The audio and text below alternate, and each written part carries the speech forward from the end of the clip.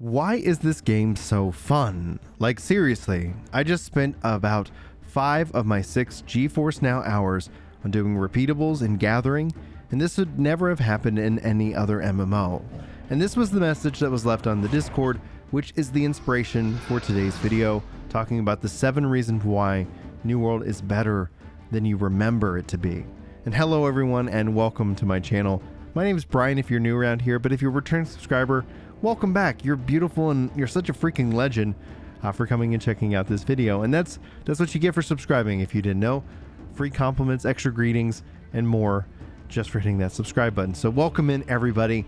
Now I want to dive into this post. I'm really excited because I think New World has something special. This is the very thing I said before the game launched. Even with its struggles, even with the challenges that we've had, and even with the challenges that we don't know about yet, New World has something that in a way is hard for people to describe. I've seen people kind of really struggle with why it's special, why they remember it, why they connect to it in such interesting ways. And that's what I want to explore in this video. So let's not waste any other time. Let's jump in with number 1. And this is what I think is very special. I think it's that New World is not anti-social. It feels like, and maybe I'm wrong, that most other MMOs out there, either out of need, necessity to survive, or greed, and I'm thinking of World of Warcraft in this case, you can let me know if you agree or not, they had to evolve into these instant simulator multiplayer online games. They really don't live into the MMO, the massively part of this all. And because of this, and these systems like matchmaking, which as a dad, I get it, matchmaking can help connect people faster. We've seen actually adverse reactions to this in the MMO space. And the question that I see MMO players asking is, what is an MMO anymore? What does it even mean if it has all these conveniences and features? And this is always going to be a challenge. This is going to be a tug of war. But the thing I think that makes New World special, like even if you just look into global chat, you can lol, you can laugh, we can meme on global chat. It could be positive or negative, but it's active. People are talking. People are finding each other in unique and interesting ways. And this is an interesting callback. You might find that as not your kind of cup of tea. And honestly, I'm not going to judge you for it. We're not going to all like the same things, but I think New World is really special. And one of the reasons is it really leans into this idea of this social nature. The quality of life features alone are also based off your own commitment and your groups and even servers' commitment. So in a way, we're all kind of connected, even if we're not actively in a party together. There's a passivity to the socialness that is happening, much like the real world. It feels like that reflection of obviously what we experience on a day-to-day.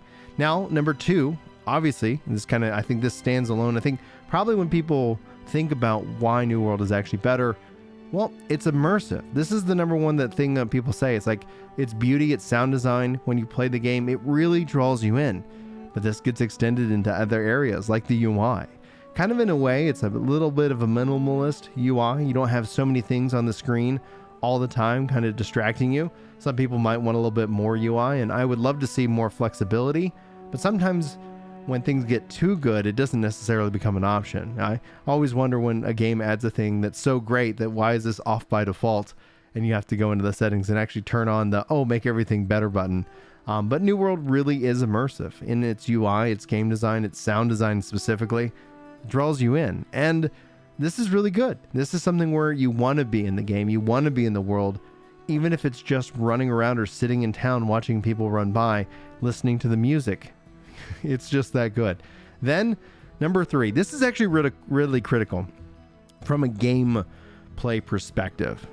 The daily chore mentality is very, very limited. And one of the feedbacks that I'll continue to give is to keep it in check, to keep it suppressed in a way. There are things you can do, like you can log in and get bonuses on your quests for the first 3 for your faction, but it's not that you have to go do certain things in order to really get the most out of it. In fact, I don't actually ever feel bad not playing all weekend or not playing during the week.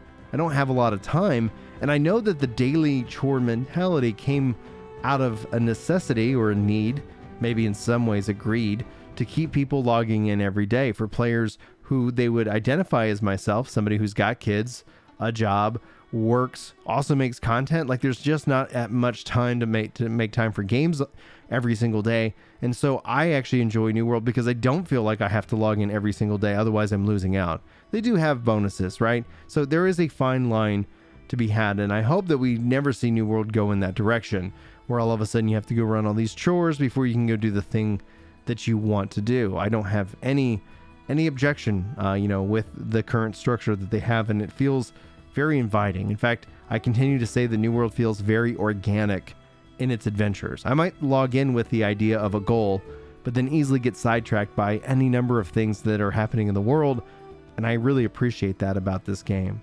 Number 4 here is player builds actually are a thing. Sure, games have metas, right? All games are going to have the meta, the thing that some people bow down and worship, but because we don't have matchmaking, but because we don't have this super convenient way of teaming people up, I think those systems actually make the meta stronger than it ever has been in the past, right? Stronger than it's ever going to be, because it becomes this sense of like, well, you adhere to the meta because it's going to matchmake us all, and you're the jerk for not following.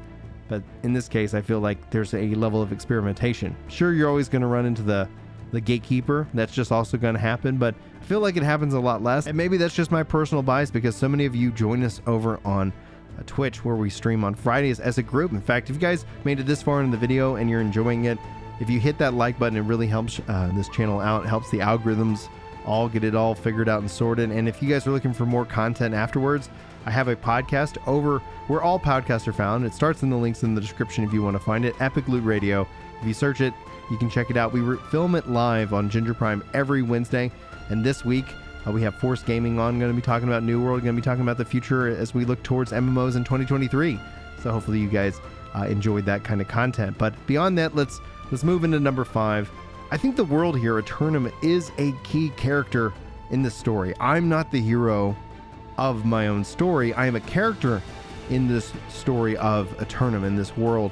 And I actually really appreciate that. I really enjoy the nature of being shipwrecked on this island and everything that we can then go explore. In fact, they can tell all these interesting stories that we're a part of, but I like not being the main one. I'm the one person to save this island or do whatever we're on this island. It seems that also is a great mystery, so we can kind of explore this history, this fantasy, this lore, this mystery, and dig deeper into so many different parts of it. And I can't wait to see where the story and how the world evolves. And that's also one thing I like about the MMORPG.